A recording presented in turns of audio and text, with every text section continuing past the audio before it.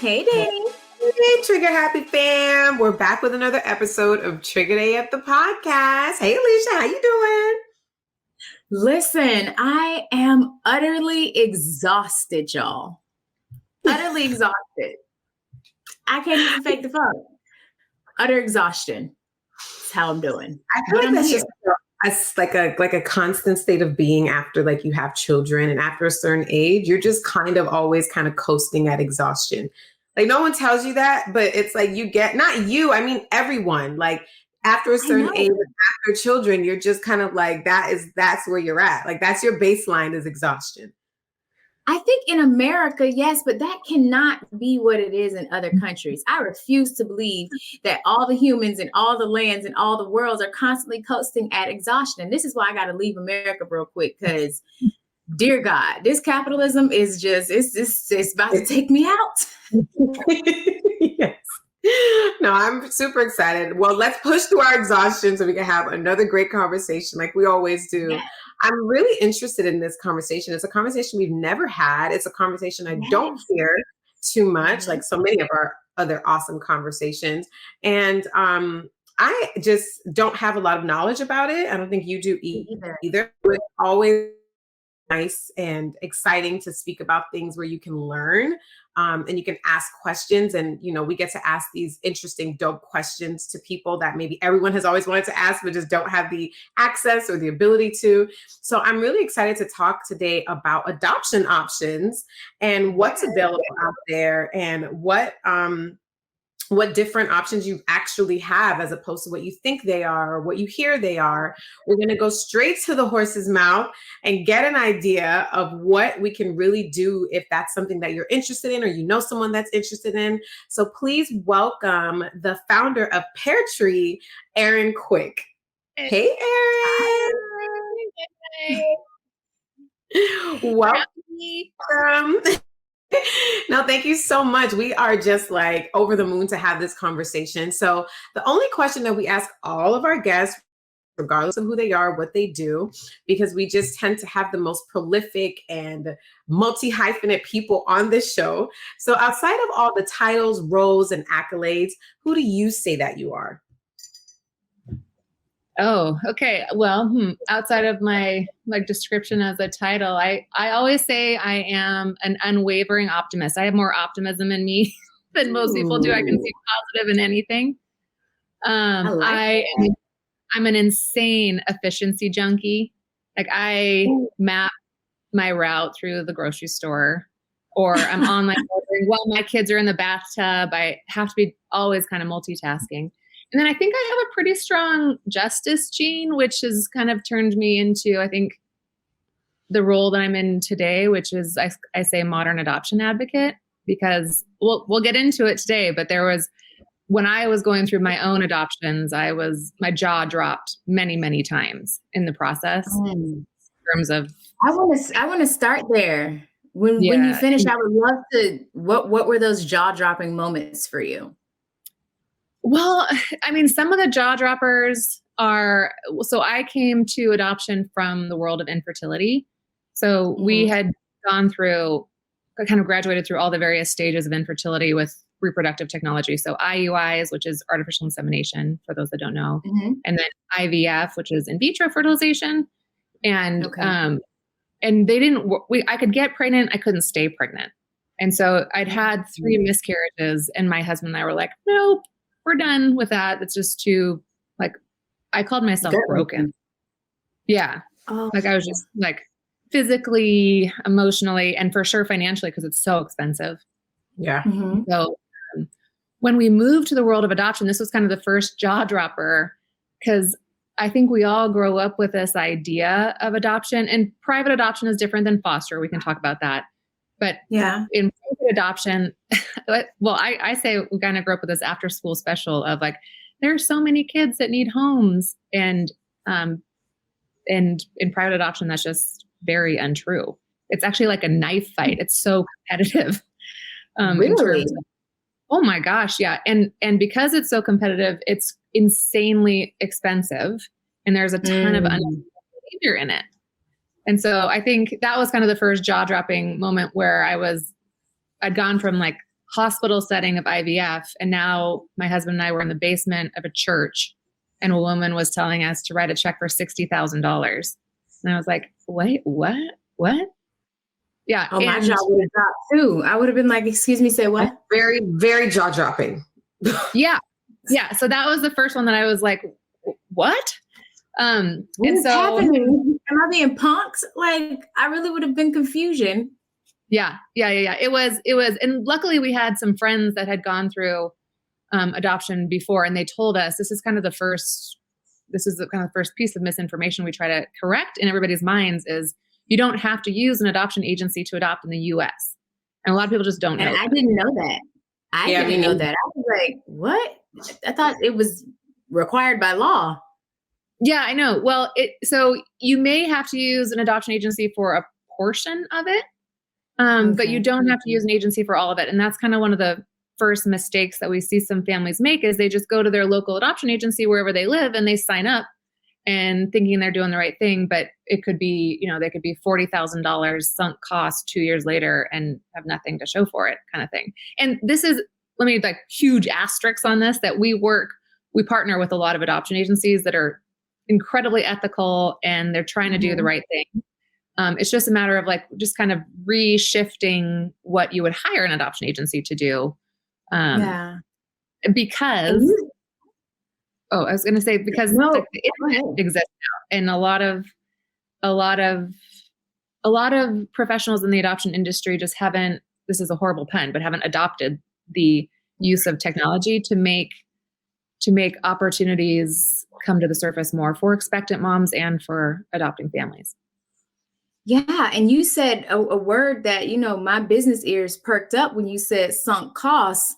Sunk cost means it's already spent and you may or may not have actually gotten what you want from it. So that's literally, you kind of just threw away $40,000. And for most Americans, you don't have $40,000 to just kind of throw away, especially on your journey to becoming a mother or a father and growing up, infertility wasn't something that was discussed in any sexual education course that I ever attended. And believe me, it was like, don't get pregnant.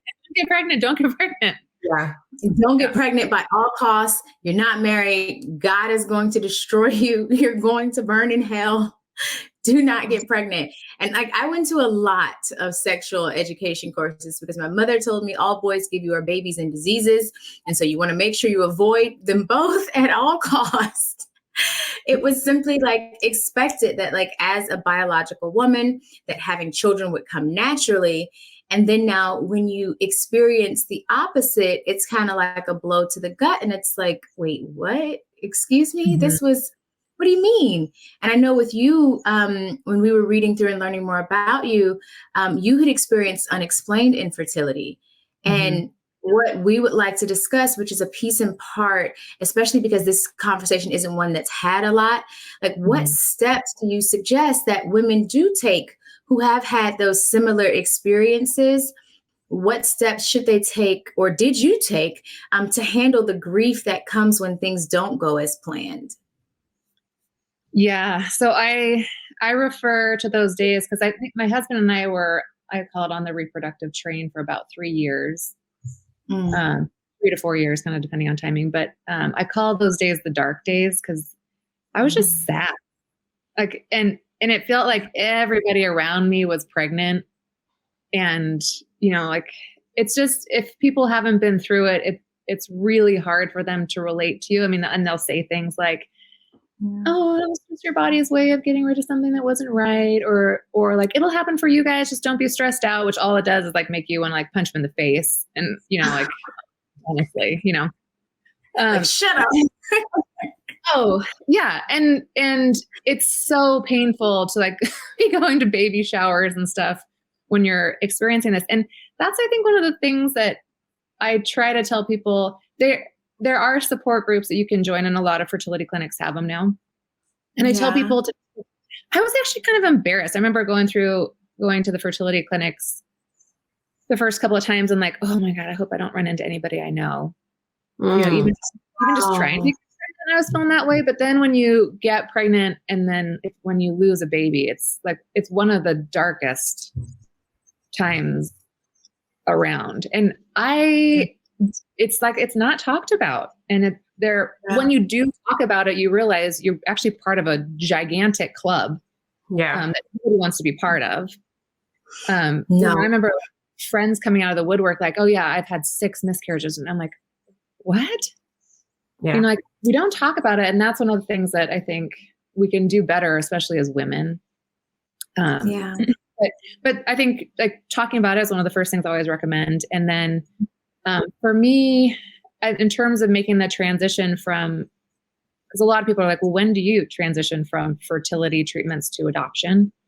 Like, how do you make the transition? And I think the thing that we always tell our families is education is key. And there are so many free resources, and I'm happy to send them to you so you can post them as part of the show notes or something like that. So much education in terms of like, what is the appropriate amount of time in terms of grieving, you know, the dream that you have in your own mind in terms of, you know, your growing belly and everything that happens that you kind of, the dream that you had in terms of being pregnant, and what that is, and kind of grieving that, because adoption is so, so different. And we never want people to move into adoption without having kind of gone through that process internally. Because when people come to adoption thinking it's going to be similar to having a biological child, it sets everybody up for failure. Because adoption is not a biological child. It's somebody else has created your child. And one of the other kind of jaw droppers in adoption is 90% of adoptions are now open, meaning the adopting family and the birth family will maintain contact for the rest of the life of the child. Excuse me, say what? I know. Yeah. In service to the adoptee. It's one of the most beautiful things that has happened in adoption today, but people don't know about it. And people get really scared by it. Adopting families. Yeah. It's one of the things I just got chills. Yeah. I just got chills. Like, whoa. We have two kiddos that we adopted, and we have open relationships with both. And it kind of runs the gamut. So one is we email them once or twice a year, and we get this email back about like, whoa, he's so handsome. And wow, that's so cool. He's into music. I was really into music. So like, that's really cool. And then we have another open adoption where we text them multiple times a week and they come to visit, and we send gifts back and forth, and we FaceTime. Really?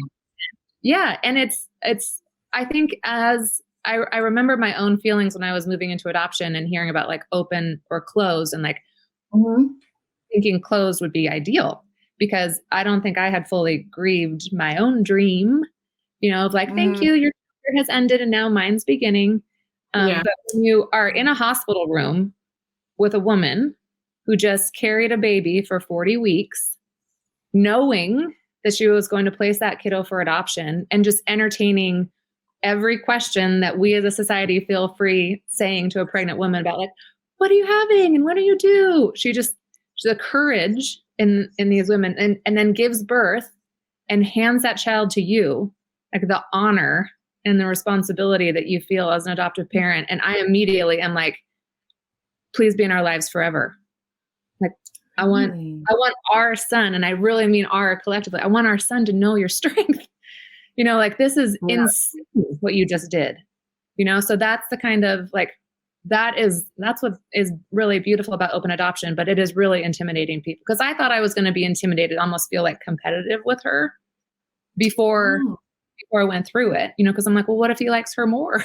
Honestly, those are the thoughts that play in your mind, but it's so far from that. It's so far from that. It's more just like admiration for her and wanting our son to know that. You know?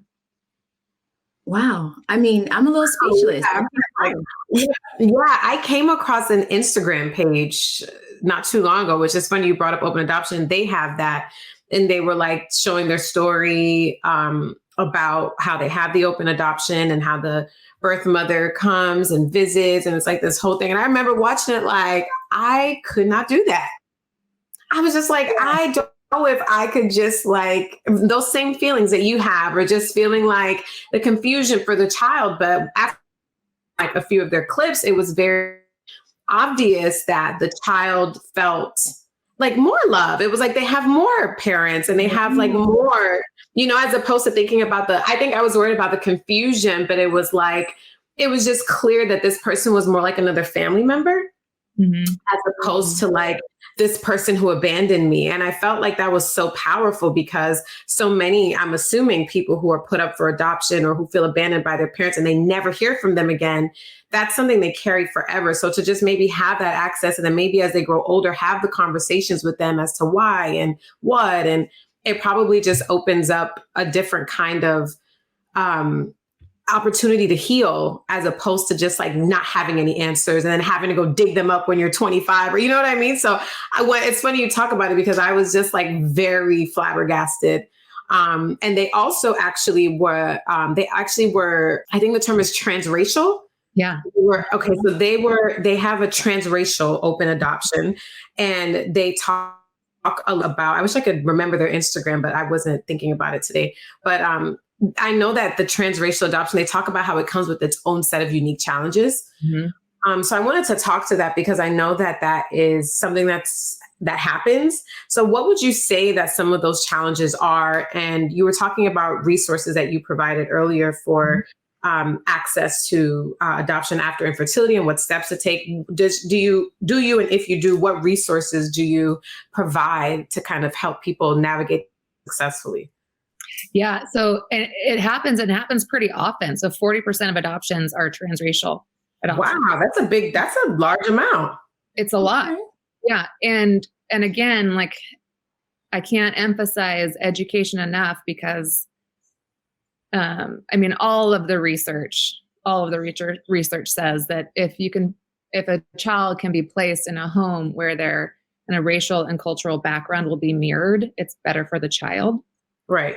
And so if you're going to place a child that's a different race into a family that's a different race than the child, then the parents that are adopting that child need to be fully educated and prepared to do whatever they can to make sure that that child does see some racial mirroring and the cultural background is honored, because every research report talks about that's the only way to create a healthy self-identity. And, again, like my own embarrassing story, it's an anecdote, but, I remember the social worker, when she came to my house as part of the approval process, it's called a home study. And I remember her sitting in my living room, my husband and I, and she was like, well, do you have any preferences in terms of race or gender? And we're like, any race, any gender, and she was like, and we kind of, I think, made like some stupid, naive comment, like, we don't see like, love is all the child needs. And she's like, don't be stupid. Don't be stupid. Honestly. And we were like, wait, what? And she's like, the world sees race. The world sees color, Erin. So what are you going to do if a baby is put in your home that isn't white? Like, how are you going to where are you moving? What communities are you joining? And I was like, oh. And so it's part of the process, in terms of like, because family, it happens and families aren't prepared for it. And honestly, the children suffer for it. And so one of the things that we do, and again, I'm happy to post these with the show notes, is we partnered with a group that's kind of like the Harvard of adoption education. And so that anyone that joins PairTree gets access to their education. You could join PairTree for a month and you get access to their education forever. Because it's one of those things that, like, you can't educate yourself enough. I'm still, my kids are 9 and 6, and we still get put into situations every day, I feel like now, where you're like, oh, well, how do I handle this question? So it's just like, you need a community around you, and you need support resources, and you need to educate yourself. That's the only way to really create the healthiest foundation possible. And there's still going to be situations that you're like, have to navigate on your own. Or find answers too. But yeah, so it happens, and it's 40%, almost half of adoptions are transracial. So it's something that I think as a community, we need to pay a lot more attention to. Yeah, for sure. And one of the little research I did do before this, it was like, it seems, and when just observing it in my own world, in my own surroundings, it seems like it's usually, we don't really have like a lot of Black people adopting white children. it typically is like white people adopting children of other races. Can you speak to that as to why you believe that is, or is it just like a socioeconomic thing? You know, there was an article I read that was talking about like a white savior complex of like this need to, oh, let me adopt this child of color so that I can right the wrongs or do this, whatever kind of like false sense of nobility thing. But I want to kind of, if you could speak to that, because I know that that's conversations we have in our homes as Black people when we see, you know, these white people with these children whose their hair isn't combed and they just obviously seem out of place. And so one of the things that we see a lot is, and from the research that I've done, is most of the times the transracial adoption typically goes one way, where it's a white family adopting a Black child or a child of another race. We don't typically see Black people adopting white children, you know? So, and there's a lot of talk in the Black community that I don't know if you know or if you don't know, but like, we're always like, why are these white people always adopting these little Black babies and they can't comb their hair and they look so out of place? And it's just one of these conversations that we have that I've never had a white person to talk to about that knows what the experience is. So I do want to ask that question because I kind of want to know what that's about, or like where that comes from. I mean, I've read articles and had conversations with people like, oh, there's a white savior complex where they want to come in and try to help little Black babies and, you know, have some false sense of nobility. So I just wanted you to kind of speak to that and maybe kind of dispel any of the misinformation around that idea that there's some kind of insidious or not pure intention around that. Yeah. Okay. So that's a good question. I'm going to break it into a couple of parts because there's a lot of different answers to that. So the first one is we hear it too, is like Black people don't adopt. And I'm like, that's not true. I mean, because we have about 20% of our families are Black, or at least have one person in their family that identifies as Black. And we also see the filters or the kind of the choices that expectant moms use when they're looking for the families. And I can talk about that a little bit because PairTree's whole goal is to provide expectant moms with way more choice and control over her journey. And from a race standpoint, they're often picking that they would like at least one parent that doesn't identify as white. And so, first of all, Black people do adopt, and people are looking for Black families, or at least one parent that identifies as Black. And so that I think is good to dispel that, because I think that's a little bit of misinformation. We talk to families often that are like, that are Black and they're getting onto PairTree and they're like, well, what are our chances? And I was like, well, your chances are actually better because people are looking for families that are not white or not all white. So, and then the other thing to talk about there is, so yes, so 14% of all US children are Black, but 23% of children adopted are Black. So there is a higher number. And to answer your question about the savior complex, that savior complex, I don't know if it necessarily applies to race as much as it applies to just the idea of they're saving a child, not necessarily saving a Black child or anything like that. And it is a thing. I mean, when we adopted our children, I can't tell you the amount of people that came up and were like, bless you, you saved this child. And I was like, wait, what?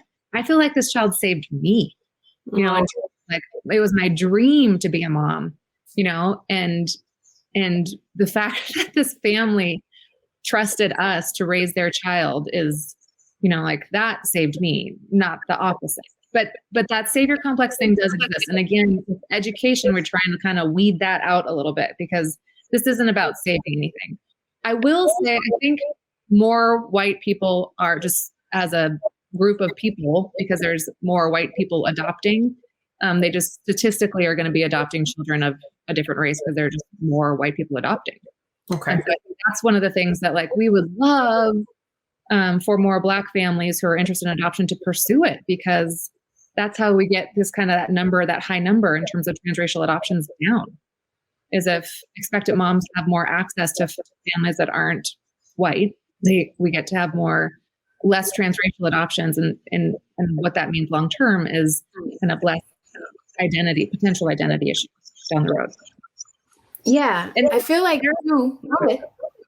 No, I was just going to say there are some, you know, we have some authors that we rely on. And again, I'm making a long list you're going to have very long show notes with this episode. But I will list, there are a couple of people that we rely on that are transracial adoptees that we ask our families to follow and pay attention to, because their point of view is so sound and so valid that I think families, again, from an education and preparation standpoint, the best thing you can do is prepare yourself, because if you are going to pursue transracial adoption, it's a lifelong commitment you're making.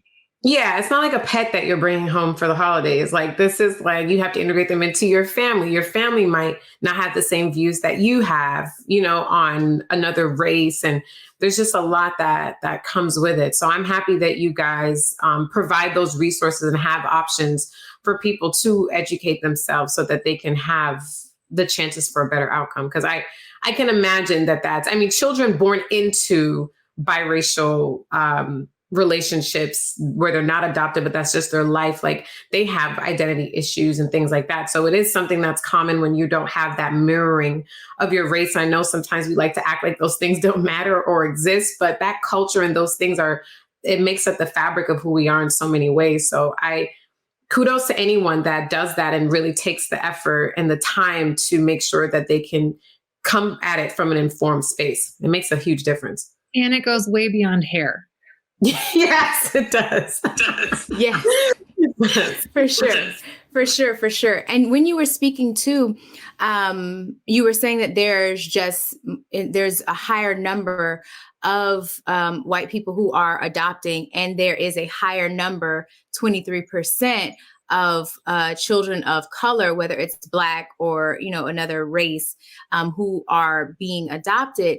And so one of the things in my own, of course, research and things like that, one of the biggest issues when it comes to Black people actually being the folks who are adopting is socioeconomic status. And so in what ways does PairTree, are there any, I guess, educational resources or things that kind of prepare you for how much it will actually cost, so that you can, because things can be, cost prohibitive, especially if you can kind of piss off $40,000 and it be a sunk cost. Like, so are there any things that help you prepare to what a true financial investment when it comes to going through the adoption process, what that looks like? Yeah.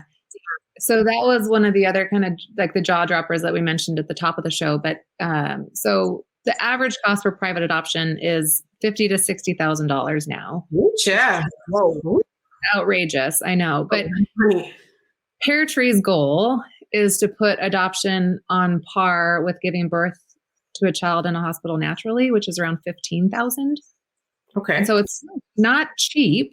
But our goal is to make it a lot less. And the way that we're able to do that is kind of our belief that adoption has always been kind of a hyper fragmented, hyper local kind of experience. Mm-hmm. And yet, so people think about like, oh, I'll go to the local adoption agency and adopt. And you're like, well, 86% of adoptions are now happening across state lines. And so, wow. I like all these numbers. I'm getting really educated here. Yeah. Mm-hmm. Yeah. And so, and the kind of the reason for that is because people have moved to the internet. And so expectant moms, like, for example, we didn't use an adoption agency. I built an online profile and posted it online saying that we were hoping to adopt. And within a month, we were in a hospital room in Michigan holding our son. And then did this. Yeah, I did the same thing 3 years later, and it took 4 months the second time, but we were in a hospital in Houston, and we're in Washington State. We're in Houston holding our daughter, and that's quickly becoming the norm. But the adoption sector as a whole has been kind of slow to adopt technology as part of their process, because for good reason, obviously, like, there's a lot of predatory stuff that can happen online, and there's scam and fraud and all that kind of things. And so what PairTree has done is to try to kind of harness technology in a safe and ethical way and transparent way to make it easier for adopting families and expectant moms to connect online. And then once they do, that's when they partner with an adoption professional, whether it's an adoption attorney or an agency in their respective areas, to carry them forward. But if you can do it that way, if you can actually connect first you save thousands and thousands and thousands and thousands and thousands of dollars. And so that's what we're doing. That's what we're doing that's different. And so that, there is no reason for families to have to spend that much money, the kind of in the conventional way anymore.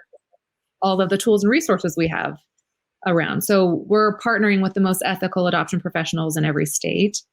And then we created this kind of safe place for adopting families and expectant moms to meet, to connect, decide if I want to move forward with you. And if you do, then it's a matter of introducing them to the adoption professionals.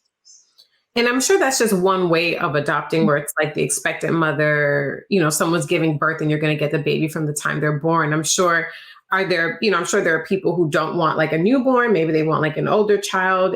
I'm sure there are variations, because it doesn't seem like adoption's one size fits all.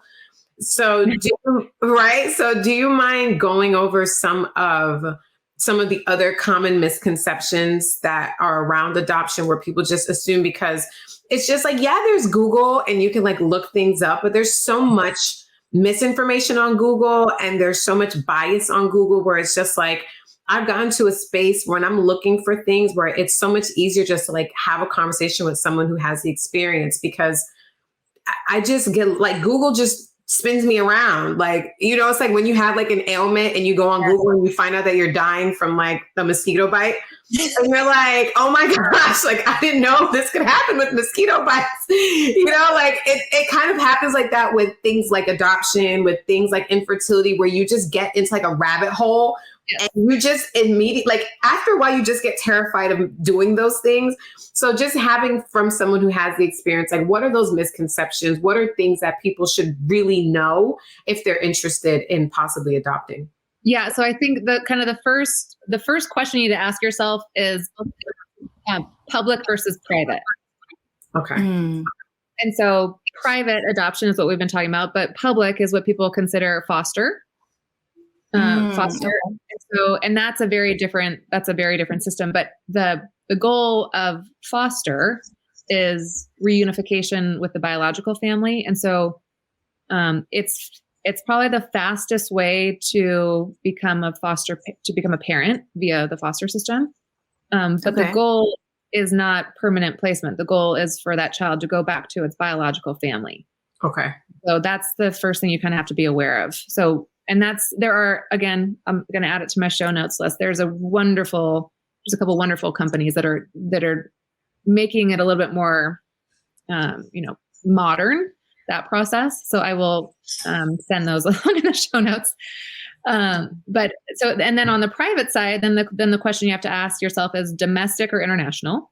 And so do you want to international and or domestic adoption, in which case, if you're going to pursue international, if there's particular countries you're interested in, because there are particular agencies that will only work with particular countries.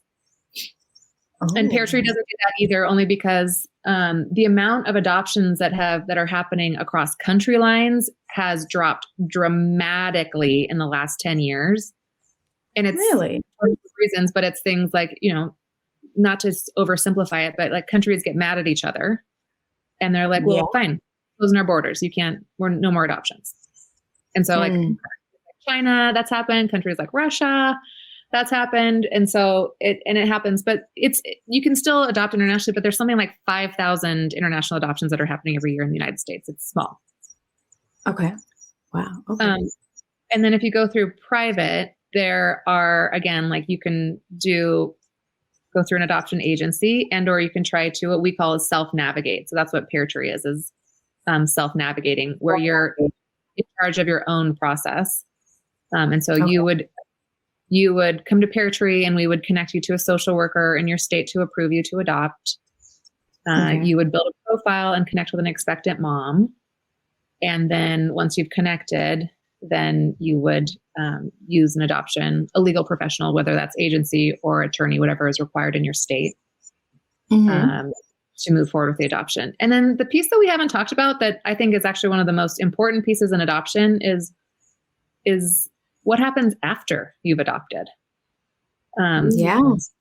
Because again, like you're connected to this family for the rest of your life, and you want to be, because you want to be able to answer your child's questions openly and honestly.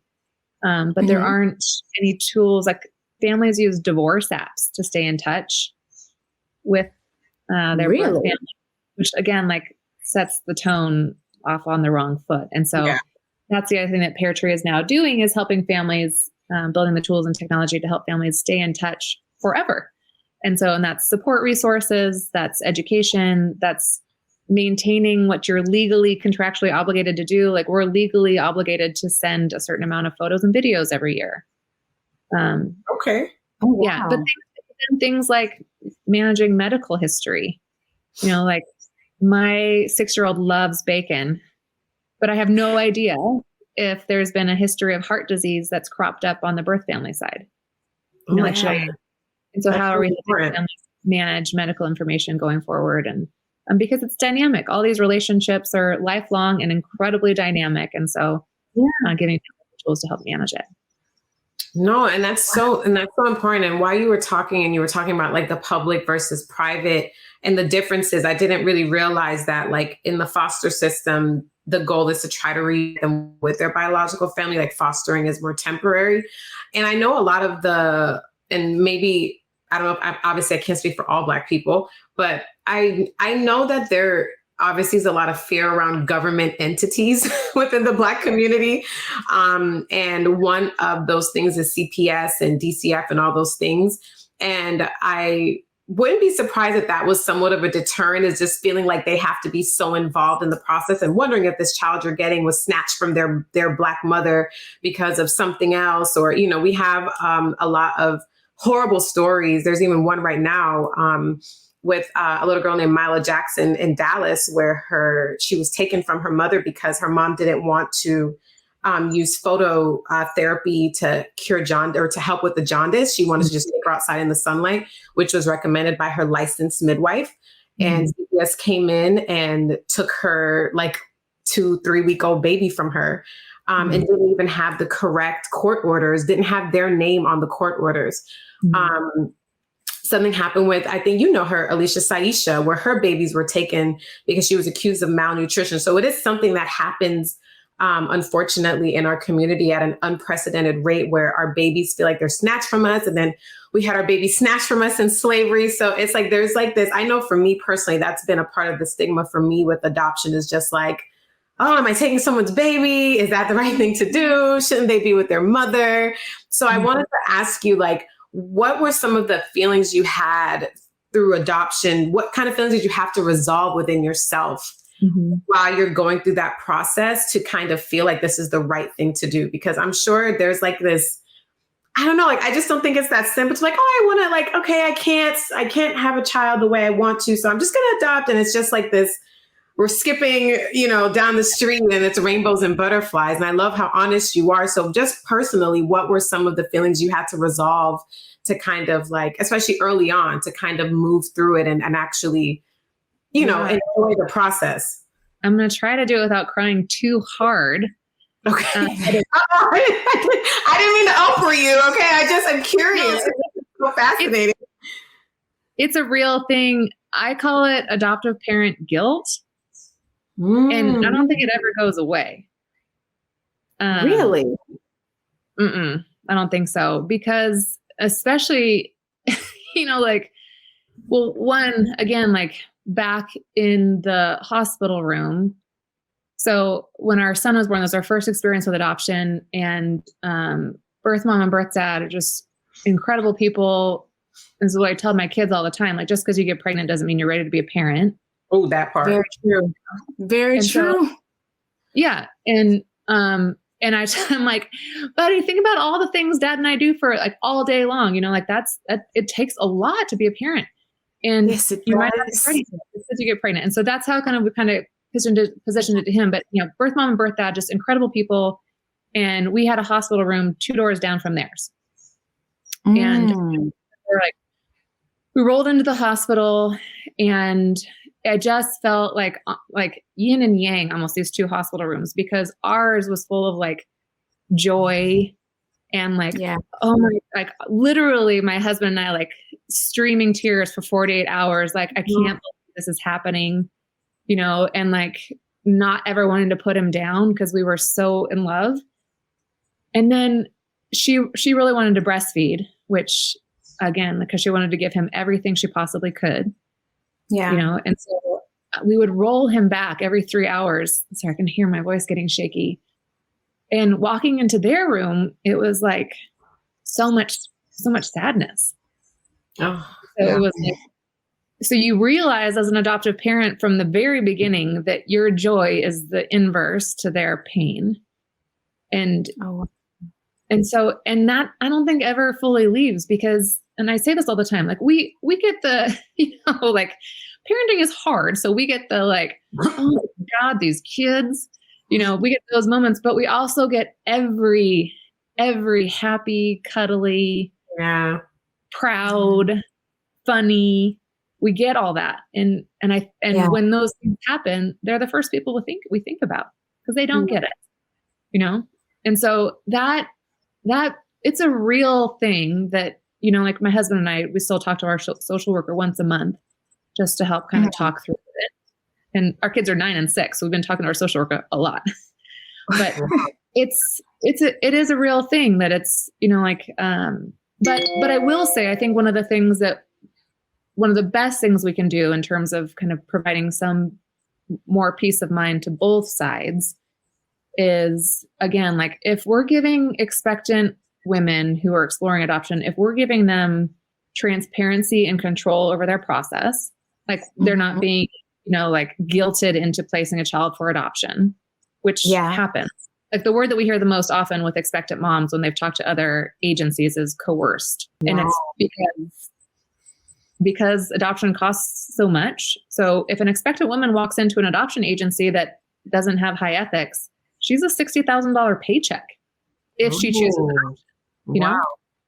So that's the thing that we just want to kind of like, again, with our goal of reducing the cost, it in our minds helps reduce some of the bad actors in this process. Take a little bit of the capitalism out and put like the family. I'm sorry. I don't know where all these questions are coming from, Alechia. I'm sorry. She's like, this is not the question. These are not the questions that but I got very curious talking to you. My last question before we get back to our last, I think we have one more after this, but like, what are some of the reasons that these expectant mothers choose to give or place their children in adoption? Because I think a lot of the times when we see, like, I remember growing up, I saw this movie with Halle Berry called Losing Isaiah. Mm-hmm. Oh, yes. I'm sure that traumatized a generation of women from not adopting. But it's usually like, the drug addict or the teenage pregnancy. Yeah. And it's like this idea that like only these, people who don't really have a choice or their babies are being taken away from them because they're just not fit. Can you give us some of the reasons that come up as to why these expectant mothers do want to take that route, so that maybe there's a better understanding as to the exchange that's actually happening versus what we think is happening? Yeah, because it is. That's another one of the pieces of misinformation. So, and I thought about it too. Like when we were first starting the process, my husband coaches basketball at a high school. And so I was like, well, keep your eyes out because you never know, and it couldn't be like, they're not teenagers. The expectant moms that are on PairTree. So we do a lot of research with expectant moms and then they participate in a lot of surveys for us, which is wonderful. But average age is 24 to 36. Really? Wow. Mm-hmm. I did not know that. The other most common characteristic is they already have one child. And so they know how hard it is to parent. And so they can't romanticize this idea in their minds in terms of, because they're like, I don't have it. I don't have the resources to do it in me. This right here, and I do not mean to interrupt you, but this right here is the conversation that is the most important for me to have. Dani is laughing at me because I tell people this all the time. For me, I dislike motherhood. No disrespect to anyone else. It is the hardest. My experience and the experience of lots of other moms, whether you are married, divorced, widowed, whatever, it does not matter. Motherhood is hard. It is hard. And the expectation that's put on American mothers and the lack of support that And American resources. mothers have, resources, is wild. You literally expect me to parent like I have no job, but work like I have no children, and be sane and take care of myself and be nice and want to have sex with my partner on a consistent basis and go out with my friends and take a shower every day and do my hair and brush my teeth and and I'm not finished, but that's where I'm gonna stop. Yes. How? Yes, that's exactly. First of all, that is also my experience. Yes, but we'll come back now. Sorry about that. No, but that is it. So that's the thing. That's why these women, they're moms already, and they know, like, like financial resources maybe, but more so like just mental, emotional, like I can't do this again. It's a lot. Yeah. And so those are the two major reasons that women are placing, at least the women that we've seen with PairTree. The flip side to that is because we also ask, like, well, what are your greatest fears about this process? And their greatest fear is that they'll be cut out of the child's life. Or the child will grow up feeling like it was unwanted or unloved. And so it really is this like, oh my God. And that's one of the reasons that PairTree were trying to like put these women up on pedestals, because these are outrageously loving and courageous decisions that they're, and that's what we're telling expectant moms now. Like with the rise of open adoption, you can participate in your child's life and you can choose the family that your child will be raised by. And that's one of the things, like with PairTree, we literally unlock the nation of adopting families to expectant women and tell her, like, get really picky, because the pickier you get, the more peace of mind you will have as life moves on. And it's also one of the reasons we use personality-based matching. So we put all of our families through a personality test, and then expectant moms pick the personality type that they're most drawn to. And that's because personality is the leading indicator of behavior. And it gives expectant moms at least kind of a peek around the corner in terms of what the future will look like, in terms of like, what does this family prize more than anything? Do they prize education? In which case, here's all the SAGE families. Or do they prize like, go travel the world? Like, here's all the explorer families. Oh, I love that. I feel like I love this process for PairTree because it's like you're kind of like everyone has a little power. It's not like you're taking the power from the family that wants to place their child up for adoption. It's like everyone kind of is in this process. And that's so beautiful. I didn't even know that was a thing, because the other thing that I was thinking about, and like I said, traumatized from the movie Losing Isaiah, is after a while after Halle Berry, the character, got off drugs and cleaned up herself, she wanted her child back. Yeah. So what is that like if a parent, if a birth parent decides like, I need more, the terms we agreed to when they were a baby, I'm in a different space now, I feel differently about this. Like, is that something that happens? And does that come up ever? Because I can't imagine that's just not consistent.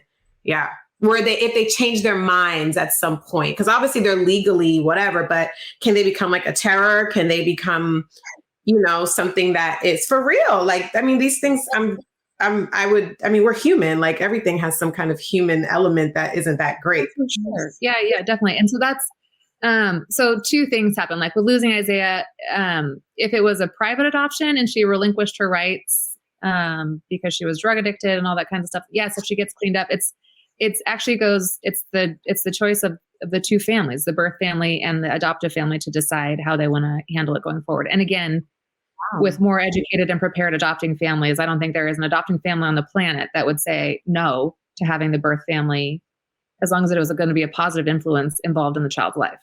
Because again, it just like every research report points to, like, if the child knows where the child comes from and has interaction with their own like roots, then it's better for the child. That's so fascinating. I like really, you ever that you really didn't know? Like, I really didn't know that. Yeah, but it is up to. And then there's called it's called the PACA, the Post Adoption Compact Agreement. Well, I might have that wrong, but the goal is, and that's one of the things that the first things we do when an expectant mom comes to PairTree is we make sure she knows what her rights are, because she's entitled to a lot. And one of them is like, you are entitled to say like, I want an open adoption. And you can help dictate the terms of that agreement. Okay. You can also help dictate like, I want to revisit this in 2 years. Okay. That's great. Okay. But wouldn't that be scary for the person who is adopting the child? Because here's my thing, because I used to want to have 6 kids. I wanted to have 3 and adopt 3. Wildness when I think of it now. I could not imagine. I'm not mentally, emotionally, psychologically equipped to have that many children under my care.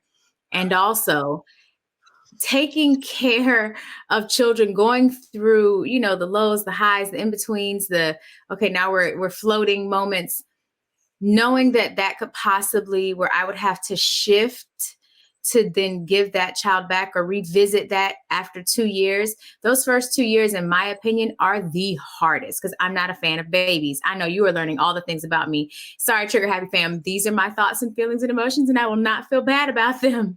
To me, babies are the hardest, hands down. Pick somebody else to do it. It's a lot. So for a family who has adopted the child to have to revisit that in 2 years, is that not traumatizing to them?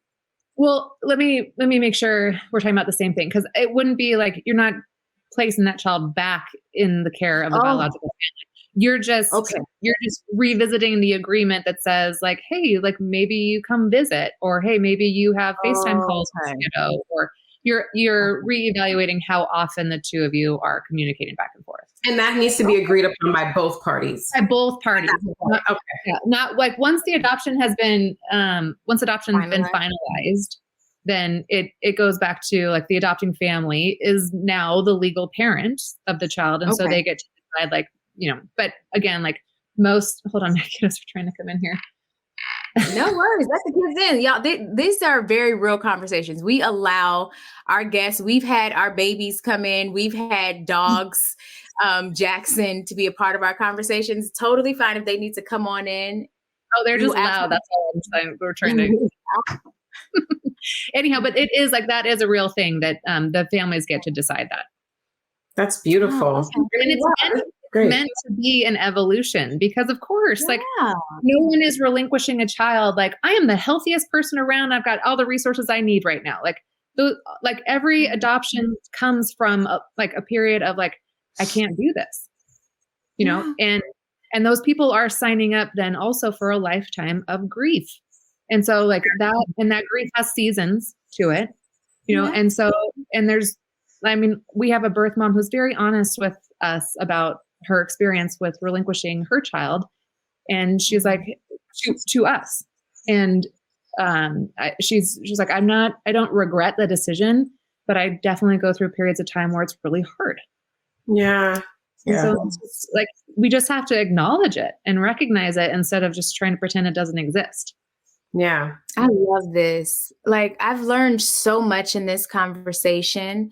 The care and the thoughtfulness that's put into it. A lot of times with capitalism, the human aspect is taken out in exchange for how much money can we get.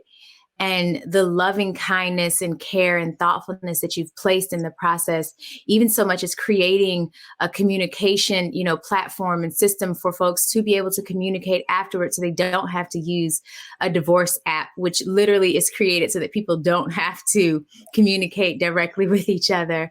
That for me, like I've learned an incredible amount of just, you know, information about support and ensuring that people have, you know, the tools to make informed decisions based on the options that they want to explore. So Erin, thank you for this, because this has just been, I can't speak for anyone else, but I was getting chills sometimes when you were talking, just because you can feel how much you really do care. And when people build products and services based on a level of impact, a level of care, it does. The positive transformation that occurs is beyond. So thank you. Well, thank you. This has been one of the most honest podcasts I've ever been on.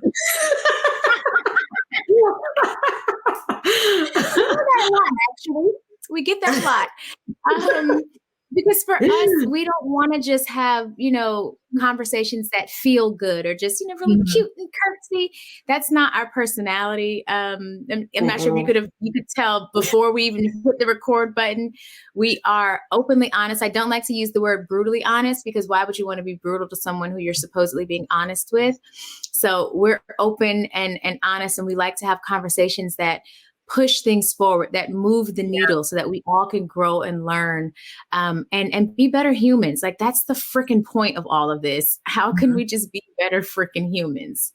Yeah. And you can't be better and understand each other if we're just not having real conversations. And unfortunately, a lot of us, based on our social circles or socioeconomic status or location, we just don't get to talk as much as we should in a healthy way. I mean, we're in each other's comments saying awful things to each other.